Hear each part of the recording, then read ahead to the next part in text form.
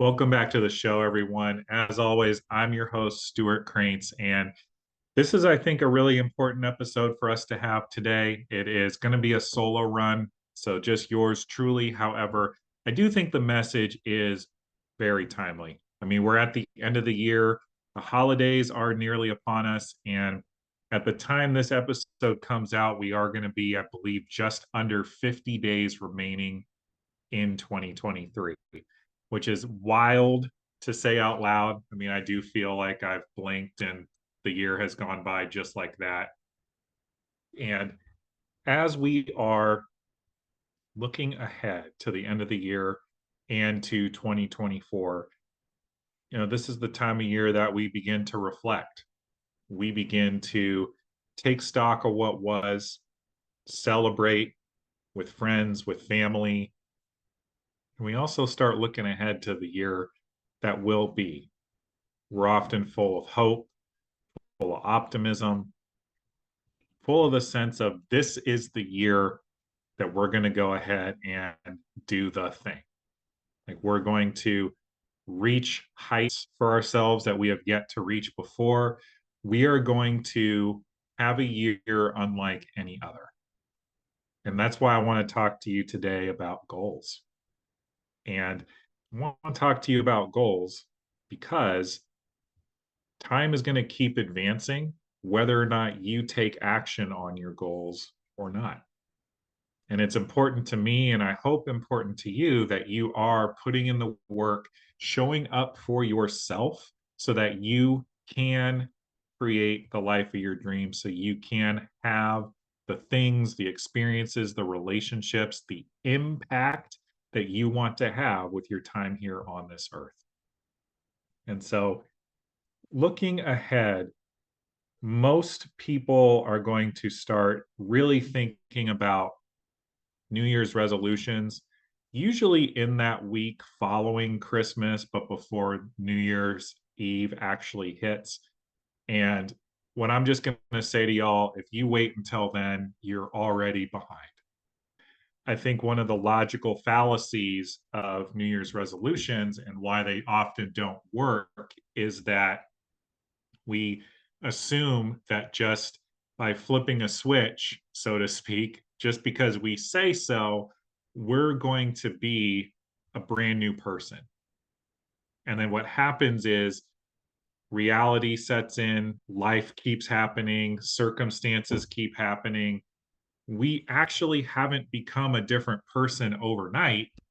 We still have the same circumstances and things that get in the way of our goals and dreams, but we haven't built up that credibility with ourselves to help push us through and to get us over those hurdles in real time as those hurdles present themselves. And so this is why I encourage people now to start thinking ahead now to the year ahead and what you want to create. And more importantly, where possible, how can you start taking action now on the goals, on the dreams that you have? And so, kind of have a little bit of a formula for you guys today, but this is something that I've spoken about on episodes before. We become the person who is going to achieve the big thing by doing things that we have never yet done before. And so, what does that require? That requires us to get outside of our comfort zones, to keep taking strong, committed action over and over and over again, especially when it's uncomfortable, y'all. Because you cannot have something you haven't had before or do something you haven't done before without trying something new. And sometimes it's going to require you to do things like overcome your fear of rejection or show up for yourself consistently in a way that you haven't, or having the dedication and commitment and discipline to do things over and over again when they're not convenient and when you don't feel like it and when everything is telling you not to do it and to take the day off. But you showing up for yourself is how you start to rewrite the narrative for yourself for how you view yourself, how the world views you, and is usually the best indicator on if you're actually going to reach those goals. And so it's not just enough to go for a goal whole hog, y'all. It's important that we not only go for the thing as hard as we possibly can, but that we're acknowledging ourselves along the way for each and every action we take. So I've said it before, we build self-confidence by keeping our promises to ourselves, but only if we acknowledge ourselves for what we have accomplished. And when I say accomplished, y'all, it could be as small as I went to the gym today for the fourth day in a row, even though all of my muscles hurt and I really didn't want to get out of bed. I wanted to hit snooze. Those are the times that we take for granted because society doesn't often celebrate those small moments, quite frankly. But it's those small itty bitty moments, those itty bitty decisions, such as not hitting snooze, getting out of bed, and going to the gym, that actually make the difference in creating that compound interest for yourself and helping get you where you want to go. Because as we accomplish those little things, as we keep those little promises to ourselves, we build our integrity with ourselves. We become our word. We start to build credibility with ourselves. And when we build that credibility with ourselves, y'all, we actually start to change how we view ourselves. And thereby, we end up believing that we can take on bigger and bigger things, bigger challenges, bigger tasks, and we start to dream bigger. It's a really powerful thing. And so I wanted to share this with you. My wife and I have been talking about what we've been calling our finally goals recently. Our finally goals are those goals that we finally have achieved after years and years of wanting them, of maybe trying really hard for a couple of months and then letting it fizzle out, creating some story for ourselves as to why we can't have the thing. The finally goals are the ones that you are going to plant your flag on, like, no shit, I'm going to do this thing this year. And I feel very fortunate that I actually have accomplished two of those goals this year. So I thought it'd be beneficial to share with you all what those were so that hopefully you are inspired to do the same for yourself heading into 2024. So the first of which, y'all, I ran my first half marathon. Here in Columbus, Ohio, I ran the Cap City Half. I crushed that goal of mine, which was really just to run the race, complete it, never ever stop to walk at any point during the race. And what was important is I found a plan, I found a running plan, I committed to the plan, and I stuck through it and I stuck to it through its entirety, which is something that a former version of me never would have done before. So if it said I was going to run 4 days this week at progressively longer distances, I was going to do it no matter what. If I had to adjust my hydration in order to make it work, I had to adjust my protein intake in order to put that mileage on my body. If I had to spend some time stretching on the floor while my stepson and my wife were watching TV, I would do it. Whatever it took, I stuck to it. And by showing up each and every day, over and over and over again, doing whatever the training program said I was supposed to do and not negotiating with myself, not letting myself off the hook, by not holding myself low, quite frankly, and letting myself believe I couldn't do it, I had those wins for myself each and every day. And my confidence in myself, my belief that I was going to do the thing grew exponentially over time. And then probably the 10th week of the training program, when I was putting in 8, 9 miles on a Saturday or a Sunday, I was fully believing that I was going to cross the finish line victorious with my head up high. I was able to start actually visualizing it for myself, how it was going to look, how it was going to feel. And man, I cannot tell you how absolutely amazing it felt to cross the finish line, reach out for my medal that said I was a finisher, put it around my neck, and just let it soak in because I had worked my butt off in order to make that happen. Now, please believe y'all, there were moments I did not want to train at all.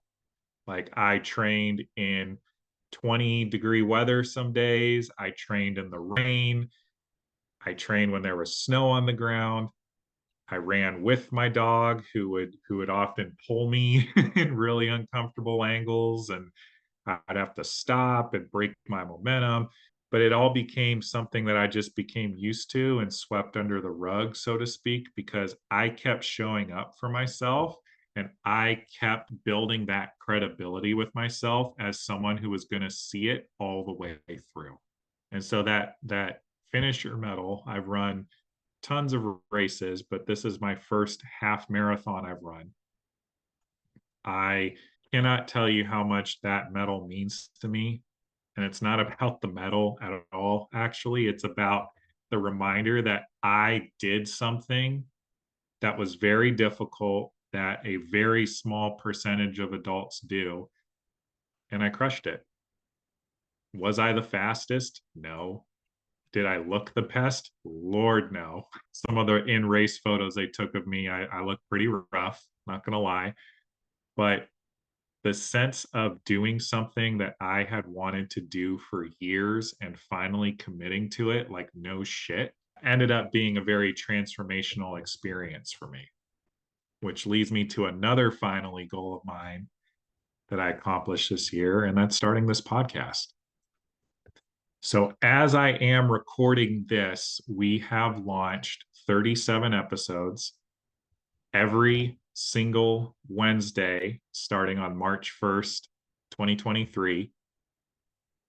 Every single Wednesday at 6 a.m., a new episode has hit Spotify and YouTube. And I had read in multiple places from people that have wildly successful podcasts that the cadence doesn't matter a ton, but you can never break it. And so I had to ask myself, who do I get to be and what do I need to do in order to make sure I always have an episode coming out Wednesday morning, 6 a.m., YouTube and Spotify. And I got to tell you guys, I actually didn't think I could do it when I started. But because I was simultaneously training for that race, just to give you the timeline here, this podcast launched on March 1st. I ran that race on April 29th. So there was some overlap here.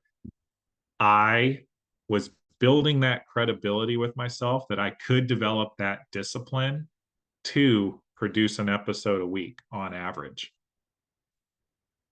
And in sticking to it and sticking with it and like, no shit, I'm not going to miss an episode ever.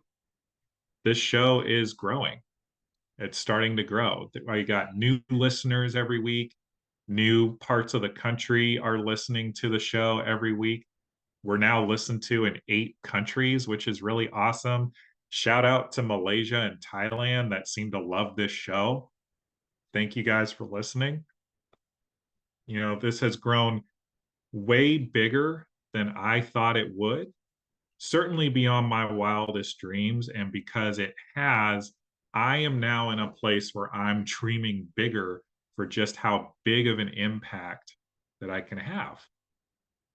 But it's because I'm showing up each and every day, making the choice to spend the hours recording, spending the hours it takes sometimes to get people committed to a time to record, spending the time to edit the episodes because Lord knows we make mistakes or there's technical difficulties or my microphone's not working, whatever the thing may be. Continuing to show up has to be at least 80% of the battle, y'all. Not giving yourself a back door, not renegotiating with yourself. You are going to do it no matter what. And that is how the thing is going to get accomplished. And so none of this is to brag, y'all, but it is hopefully to inspire you and let you know that showing up to do the thing, making sure you're letting it land for yourself, that you are going outside of your comfort zone and twisting and turning and expanding yourself in ways that you have never been before, is how you become the person that becomes a homeowner, or is the person that gets out of debt, or is the person that can have a top ranked podcast out there in the world, who can have the relationship of their dreams, who can have the family of their dreams. And it all starts with you. And the reason I wanted to do this episode now, as opposed to in January, when I'm sure a lot of these types of episodes on similar podcasts are going to come out, is because, quite frankly, I just want you guys to ask yourselves, if you've listened to the episode this far, I'm sure you have a couple of goals in mind that you would really like 2024 to be the year that you bring those to fruition. What are you waiting for? What's preventing you from starting now? Someone I want to shout out real fast, his name's John Yarberry. He was actually on episode 6 of this show. He's the one that got me to stop giving myself a back door on starting this show. I was going to launch May 1st. On, I believe, February 22nd, he said, okay, that's cool. What's preventing you from starting tomorrow? And then in the conversation, we renegotiated, but I committed to March 1st. And because of that, this show is now growing internationally. It's growing across the USA. I'm getting feedback about how the episodes are touching people's lives and how people are taking action based on the things that are stated here by myself and the guests. None of that would have been possible to the degree that it has occurred so far if I had waited those extra 2 months. We're roughly 2 months away from the start of the year, y'all. What can you do now to set yourself up to win so that you have momentum going into 2024 and you're not starting at square zero? What if you started your health and fitness journey now? I know that that's a really big one for most of us. You know, this upcoming year is going to be the year I lose the weight, or I, achieve the fitness goal, whatever that may be for you. What if you beat the beginning of the year gym rush? What if you had five to 8 weeks under your belt of working out now, so that you already have the lay of the land? You're not intimidated when you go to the gym and you stick with it. How can you separate yourself from the pack?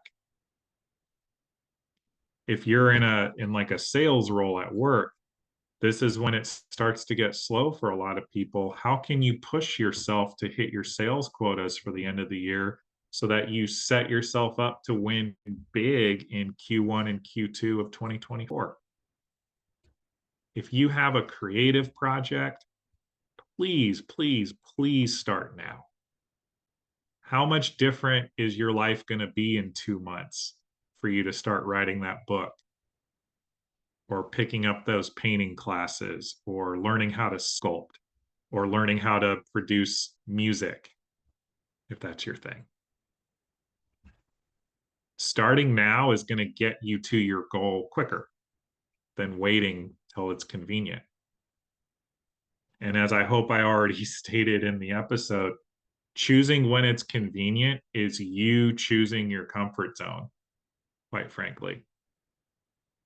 You're choosing that instead of it being a finally goal that you finally accomplish, it remains in the land of someday, which, as we know, is usually never.